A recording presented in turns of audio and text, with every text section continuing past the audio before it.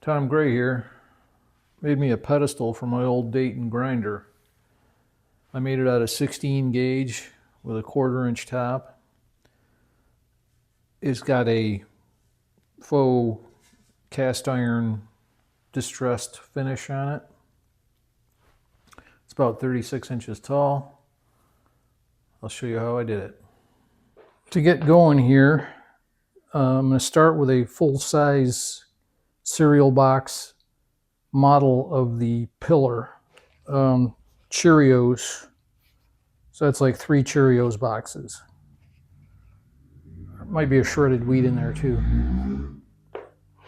So this is 34 inches tall, so not including the pedestal, or the base, and then not including the top. So it'll come up about another inch and a half, be around 35, 36 inches tall.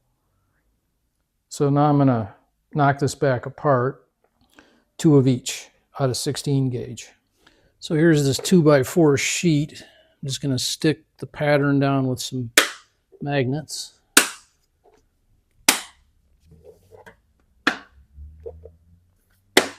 And then trace it out.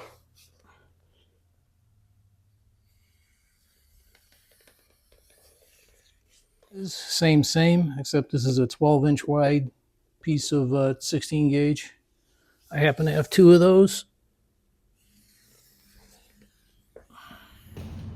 Once we start cutting these angles, it's going to get very hard to keep stuff aligned.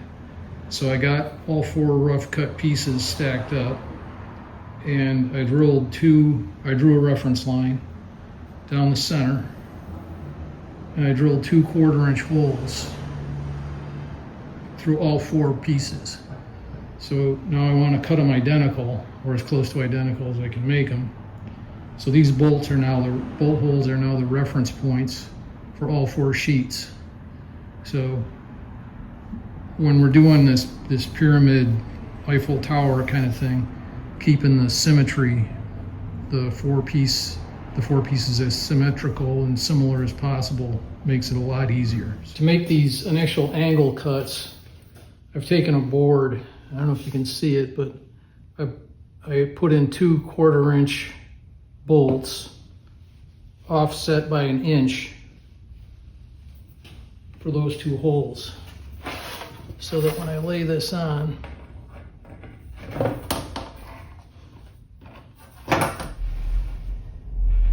this line is parallel to the edge on the far side. That way I can run it through the table saw and get a straight cut there, flip it over and do it again.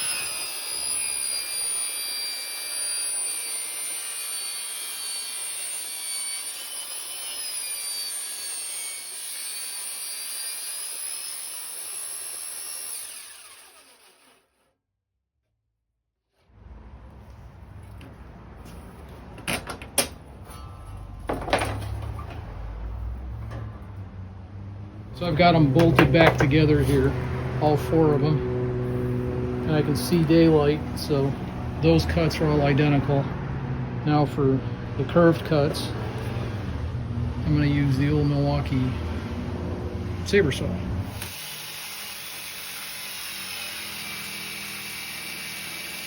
And here they all are.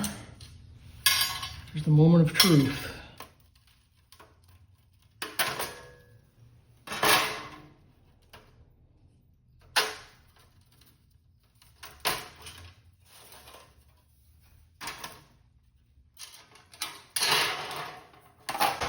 There you go. Now I'm just going to deburr them, and then we'll start forming them. I'm going to bolt them together one more time, and then score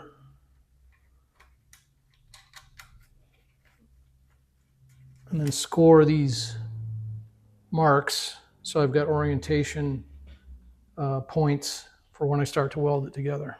For the scoring marks, I'm just going to use a power hacksaw.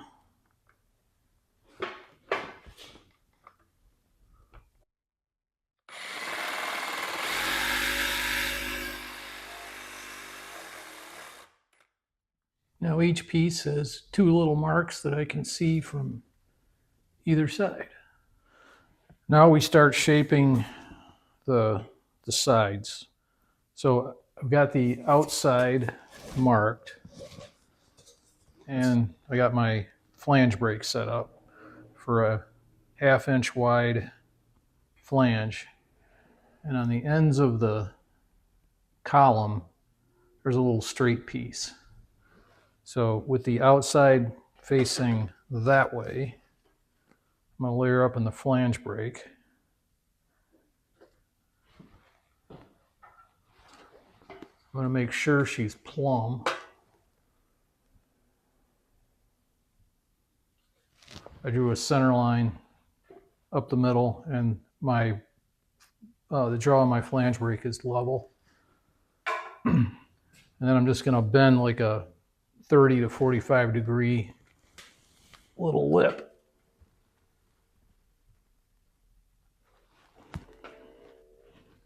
Like about that much.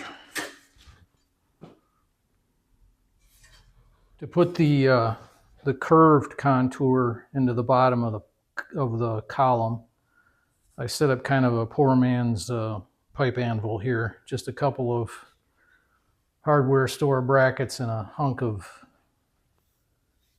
ABS pipe, 3-inch ABS pipe. Hey, made in USA, how about that?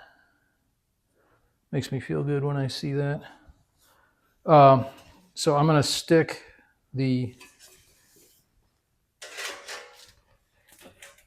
side piece in the homemade pipe anvil, and I've aligned the bend circumference to the edge of the weld table. So that means I can align the top of my fold to the edge of the weld table with the outside facing up. Get that parallel and clamp it down.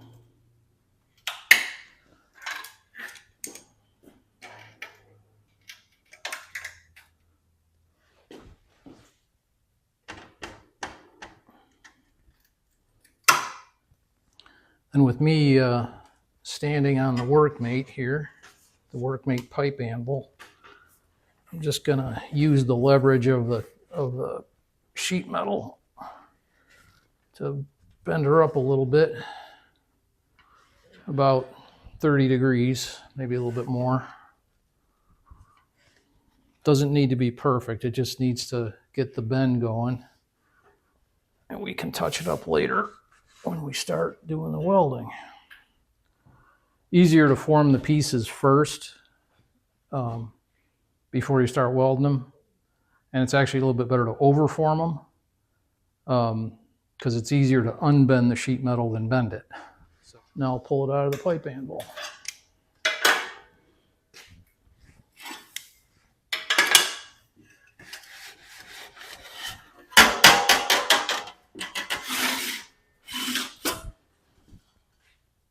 And there we go. Here it is held together with some welding magnets. The seams look really good. There's some mismatch down there, but I'm not going to worry about that right now. We can touch that up as we start welding it together. What I am going to pay attention to, though, is the alignment of the little marks that I made. So I put a piece of dirty and burned plywood up on my weld table, and I leveled it, made sure it's level both ways. And I drew a square on it in the red pencil there, a 12-inch square, made sure that's not skewed or anything. And what I'm going to do now is I'm going to align the bottoms of the side pieces to these lines, and then make sure the vertical lines that I drew between between the holes on the sides are plumb. That way it won't be leaning or crooked or skewed. And then I'm going to make sure my alignment marks are aligned before I tack anything together. Extreme close-up. We're on the top corner, and you can see that the cut marks are aligned. The top corner is aligned. That line there is plumb, and that line there is plumb. But also, the plates are, if this thing will focus, are set up like that, so that there's a place for the weld to go. You don't want to lay them in like that, because you'll just grind the weld off.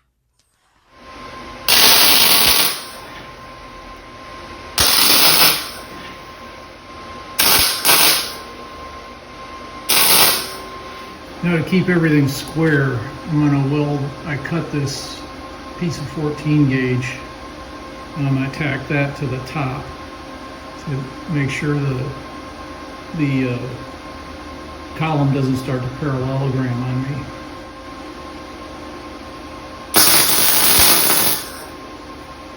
There it is with the tops tacked together all the way around, and it's plumb, it's square, and it's straight. So now I'm just gonna go around and tack it together, making sure the fit up is good and keeping the seams right.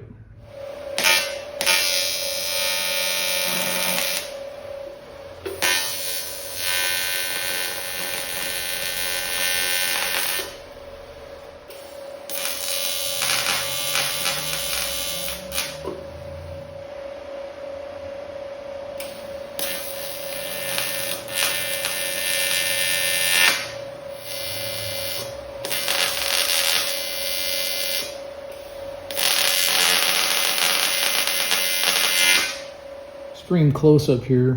First thing, the little marks are aligned just righteous. Now we're into the curve, fitting the curve together for the sides. Now we're gonna have to get into a little bit of forcing and forcing and fighting to get these tacked. The fit up isn't quite perfect. There's a teeny weeny gap in there, so I'm gonna have to resort to using some welding wire to get the tacks made, which is no big deal.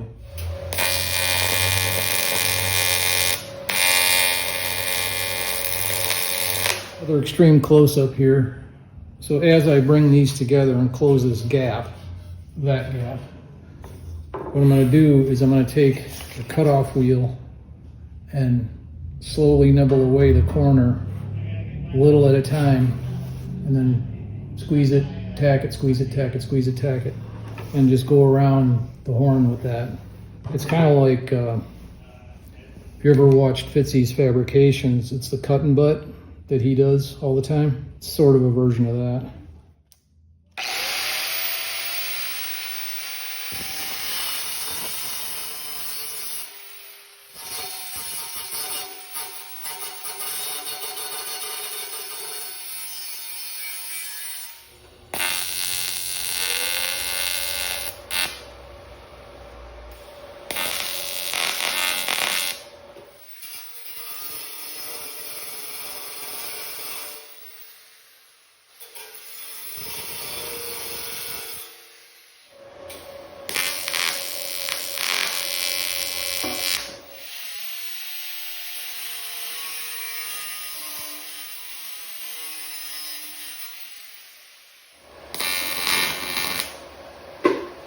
And here's the brute force required. So I've got this constrained by 2 C-clamps on the plywood, and then I've got 2 bar clamps crossed to force that joint shut. And now I'm gonna just tack it up. There it is, all tacked together. Now let's go to work on the base. For the base pieces, I'm just taking some 16 gauge strips that were 2-inch wide and making 2 45-degree bolts in them. Looks like that. And to fit them, I'm just going to miter them on the table saw.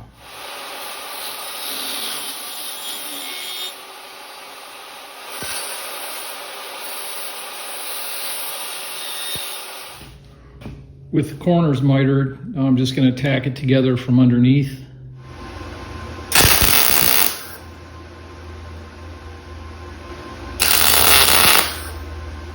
And here's the column upside down with the base on it.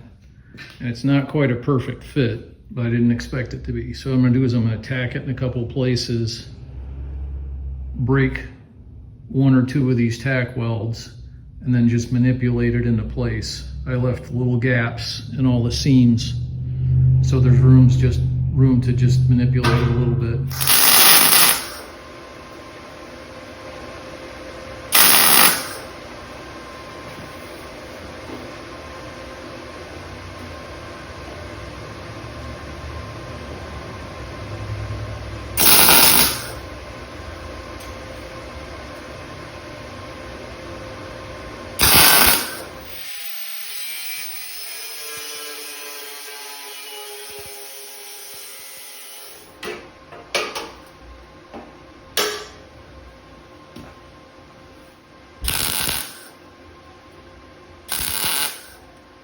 And there's kind of a bird's eye view of the base, all tacked on. Now let's work on the top. That's actually going to hold the grinder. The base plate of the grinder is that shape. So I traced it out on a cereal box, grape nuts, as you can see. And I found this in the scrap collection. It's just a piece of 1/4 inch something or other with a bunch of holes in it, and it's perfectly sized almost, but perfectly enough to cover the grinder base, plus give a little bit of a overhang, give it kind of a finished look. And then I just cut and ground out 2 little ears here just out of scraps to give it a manufactured appearance. So weld those on, grind them down, and shape them in a little bit to make it look manufactured.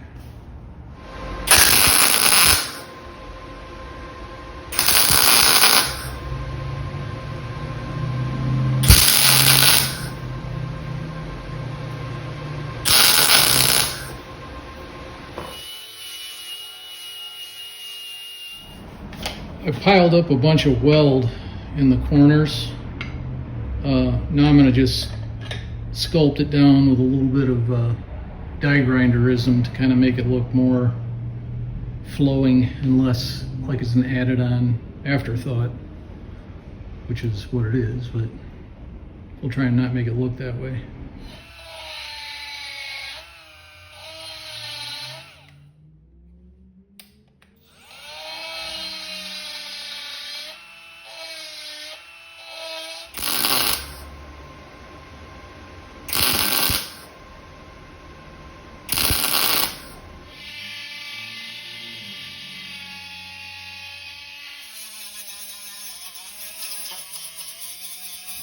And here's our plate. It's nice little ears on it. Holes drilled to mount that to that. Next, I'm gonna make some little foot pads just for the corners to give this thing a little bit more of an old-fashioned look. Did a little more rooting around in the scrap bin, and I found 4 of these. They're 1/4 inch thick. They're not quite identical, but they're pretty close. So I'm gonna probably grind them so they're all the same, knock some of this powder coat off, and then weld those on as the foot pads at the bottom. But before I do any of that, I'm gonna finish weld and grind the column so I don't get cornered trying to grind welds that are tucked up underneath the top plate or the foot pads.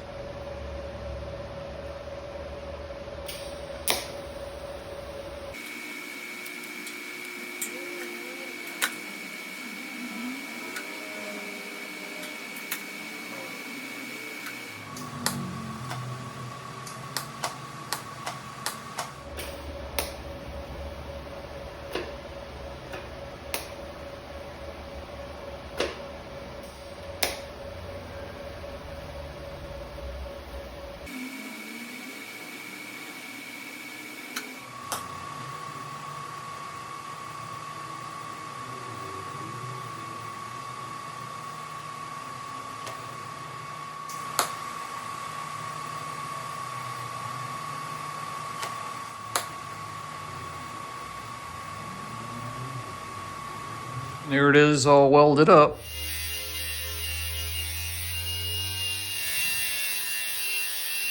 And there it is, all grinded up. At least the first grinding. Got a little more finish work to do on some of the welds here and there. Next step, down at the bottom, I'm going to tack on these little foot pads on the corners. They're 3x3. Give it a little bit more of an old-fashioned look.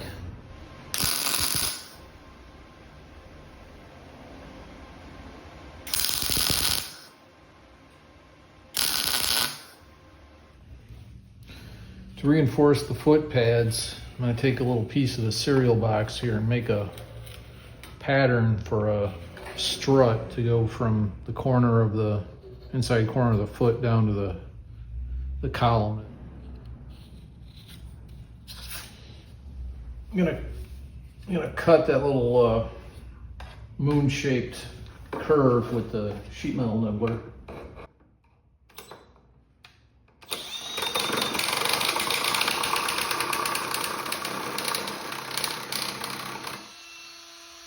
Then I'm going to bend one end this way and one end this way.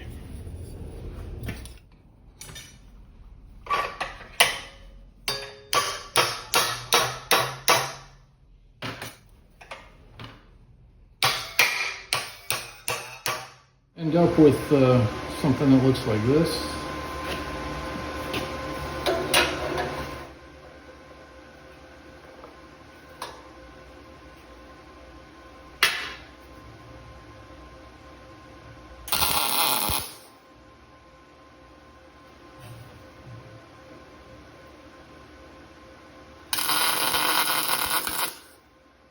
At the corners, I want to put a bolt down hole. So I'm going to drill a hole through top and bottom and weld in a piece of 1/4 inch pipe. And the 1/4 inch pipe will both reinforce the pad and the base, but it'll also look like a old cast industrial piece. To do that, I'm going to draw or mark a point 3/8. It's just a piece of 3/8 plate.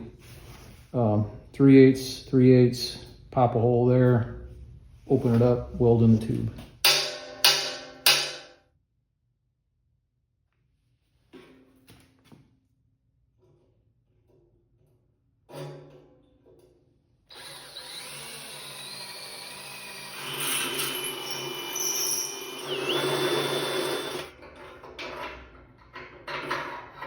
To determine the length of the pipe, I'm going to want it sticking about a 1/4 inch above the base. So I'm just going to mark it and then I'll cut it off.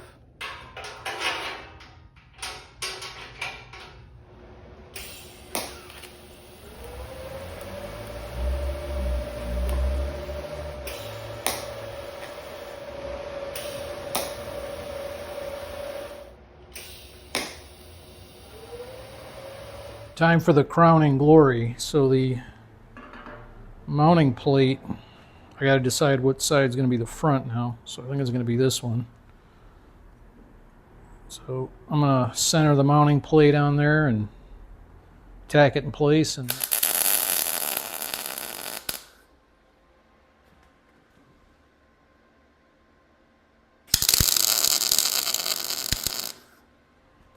here it is, all in one piece.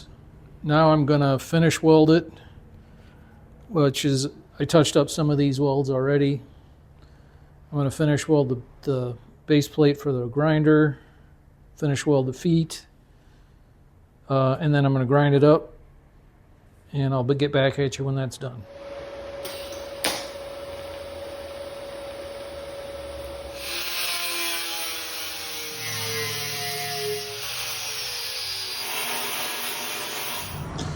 That's when you turn the camera on. So there it is, all sanded down to 80 grit. I put some filler over the welds in the middle. And after sanding it, I wiped her down with Windex. And the first coat of the finish treatment is just good old-fashioned red oxide primer. It's the first step in a multi-step process.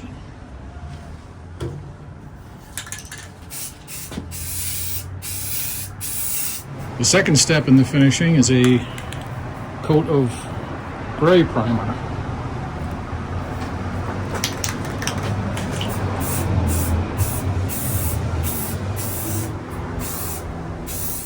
Probably not super clear on here, but this is a extreme close-up. I want the red to bleed through the gray, so I didn't lay it on real heavy. It's just kind of fogged on there. The next step in the finish procedure is a light coat of this hammered black, and this is really just going on for texture.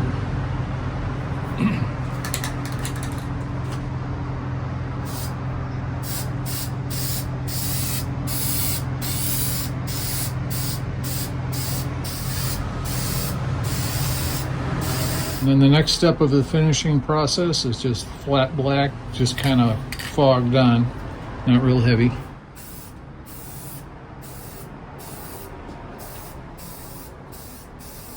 For the next step on the finish, I'm just going to sponge on with a wet sponge some acrylic red and brown, which are the colors of rust, here and there, just to give it some fake patina to make it look like an old casting.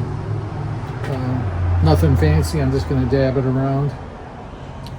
And this stuff dries really fast, so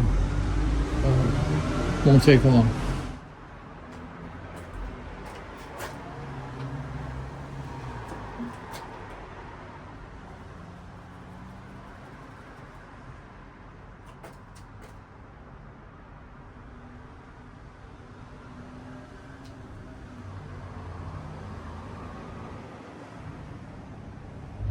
I'm just randomly doing this, but since it's supposed to look old, you would think the bottom would rust more than the top, so I'm doing a little bit more dabbing down low than up high.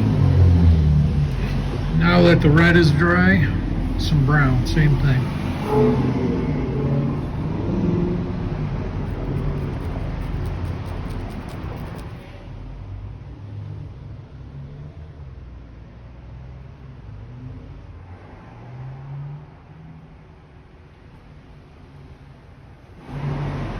And now that the brown is on there, just a damp sponge.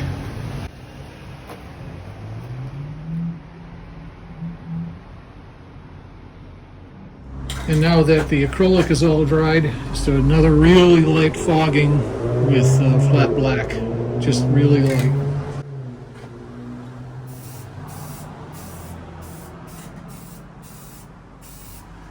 Now I'm going to let that set up overnight. Final assembly is pretty easy.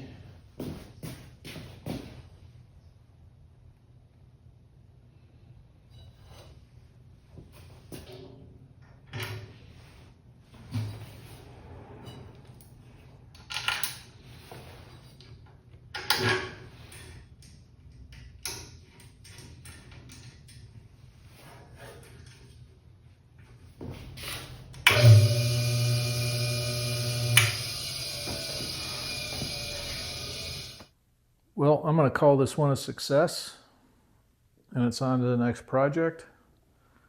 I'll see you there and then.